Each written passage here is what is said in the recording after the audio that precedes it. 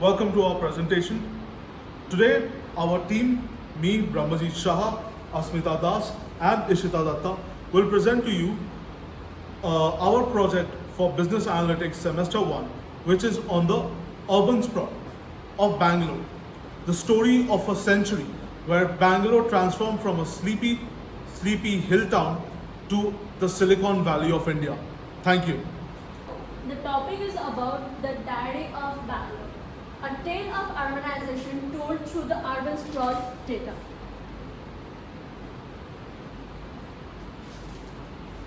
So, we collected this data from Google Earth Engine. So, the night light is most important part of this project because it calculates the actual artificial lights on the streets for the urban growth.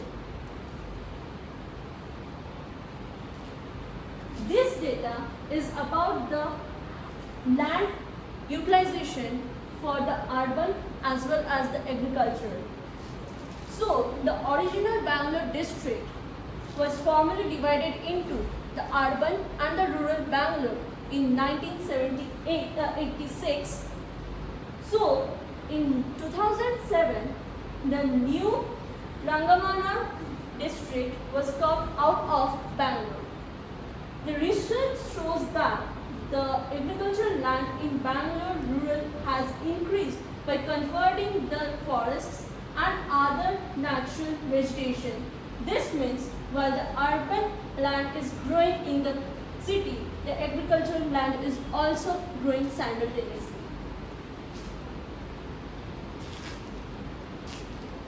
This is the area about the urban night light and the rural night light for the years of 2013 and 2023. So the data shows a dramatic and consistent increase in Bangalore's population.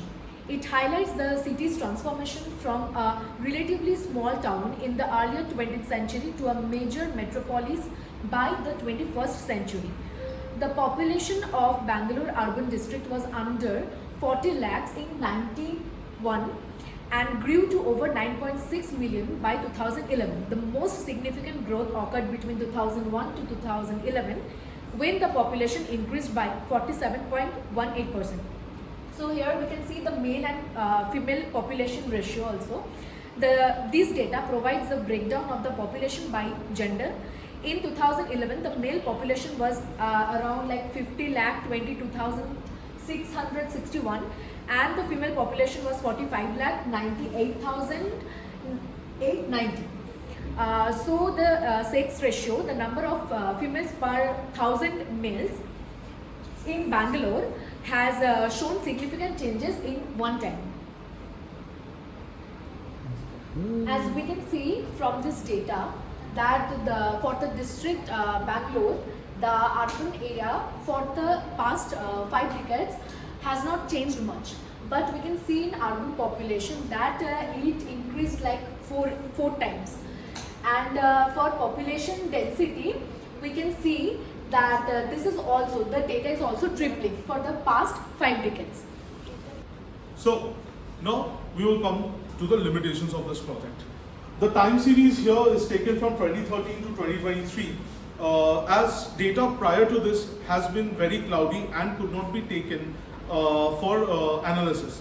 This has been the greatest problem in our.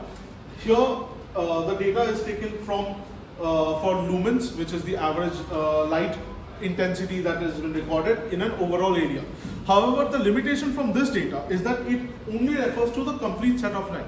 Yet, when we come to our next study, the land use, here we can actually see where urban and agricultural land has been divided by their, now actually go to the next one please. Night light, urban versus rural. So here we can actually see the division of urban versus rural lights. In spatial data, these two lights are occurring very differently, and basically how the density of these lights are being placed. So we can see the stack graph here, which shows the complete light illumination within the Bangalore district. right? So as you can see, Bangalore district has seen almost a million lumens of light over the past decade. Coming to land use. Now, Bangalore district's land use data is quite hard to understand, as we can see, and as we know for a true fact that Bangalore's urbanization has been rapid.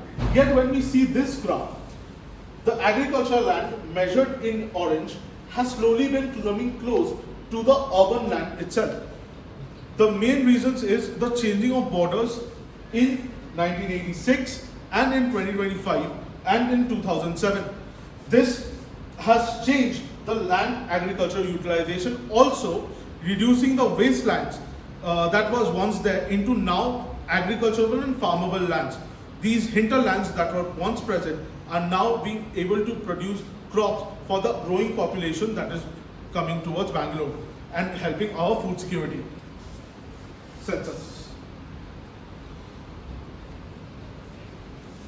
Here is the census data from 1901 to 2011. The next set of data, which was supposed to be in 2021, does not exist due to the pandemic. And as you can see, Bangalore has consistently seen an exceptionally high rise from around 1970s, from the 1960s till today. This also goes hand in hand when the first companies started settling up in Bangalore, where majority of the companies from 1980s till today has seen an exponential or almost doubling its overall population.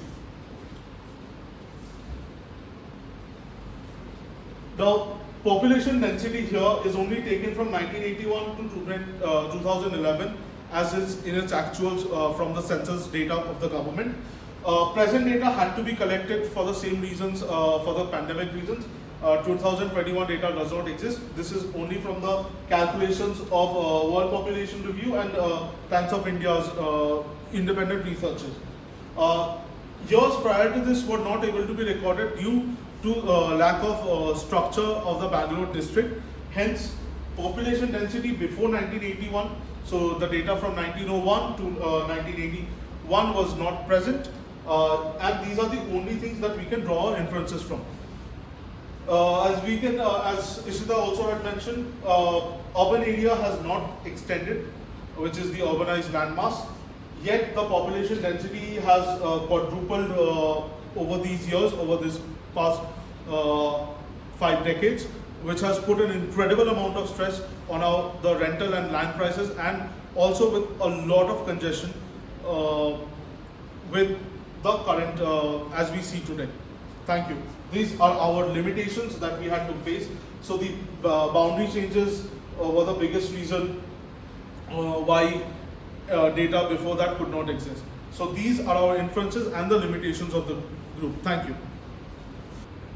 So thank you for being with us in this presentation. Now we will share with you the roles and responsibilities of these projects, starting with Asmita. So I was concerned with the GE part, that is the Google Earth Engine data. After that, Ishita. I was concerned with the population and the census data of Bangalore, and I have found the census data from the official and the government website of census. Now, Coming to my responsibilities, this Excel has been my responsibility, along with drawing inferences, data drawbacks, and the literature review of this project. This has been my contribution to the project, and this has been us. Thank you very much. thank you very much.